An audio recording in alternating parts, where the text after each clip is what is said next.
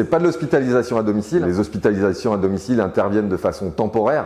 Là, c'est vraiment finalement remettre un parcours à la fois médical mais aussi médico-social.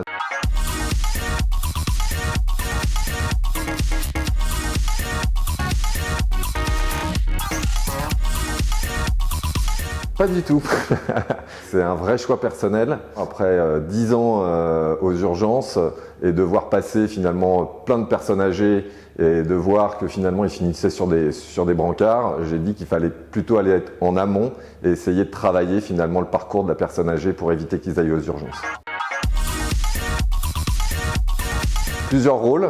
Notre but est évidemment de coordonner toute la mise en place de l'équipe médicale et paramédicale de la structure, mais de plus en plus prescripteurs aussi, puisque absence de médecins traitants qui vont dans les établissements, et puis chef de projet, puisque le but c'est de développer finalement les EHPAD sur le domicile.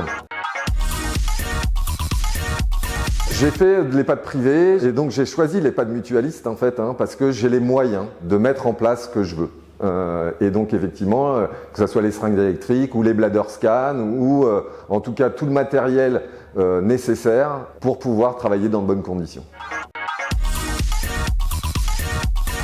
On a pris le pli. De toute façon, maintenant, on doit tout tracer, tout ce qu'on fait doit être tracé dans les dossiers. Je pense que ça fait partie de notre job maintenant. Donc c'est dans le quotidien, je me pose plus trop ce genre de questions.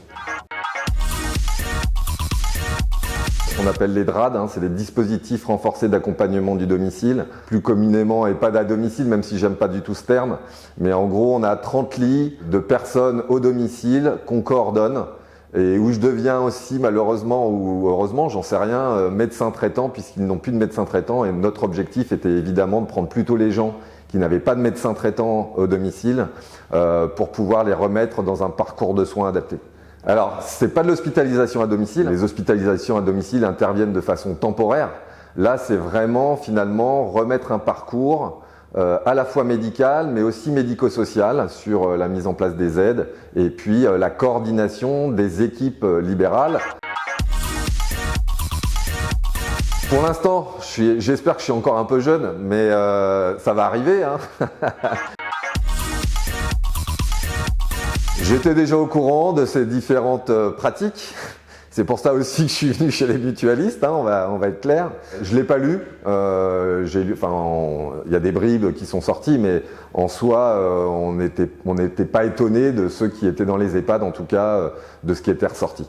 Déjà qu'on n'ait pas suffisamment de personnel dans les EHPAD, mais ça on le dit depuis suffisamment longtemps. Si on veut éviter d'être le moins maltraitant possible, évidemment que le personnel doit être remplacé systématiquement. Le choix, c'est qu'on remplace, dès qu'il y a un personnel absent, on remplace poste pour poste tous les jours. Qualité de vie au travail, bonne ambiance et puis surtout, il y a tellement de choses à faire finalement au niveau de la gériatrie et construction des parcours de la personne âgée et puis aide aux aidants, ça c'est un vrai sujet.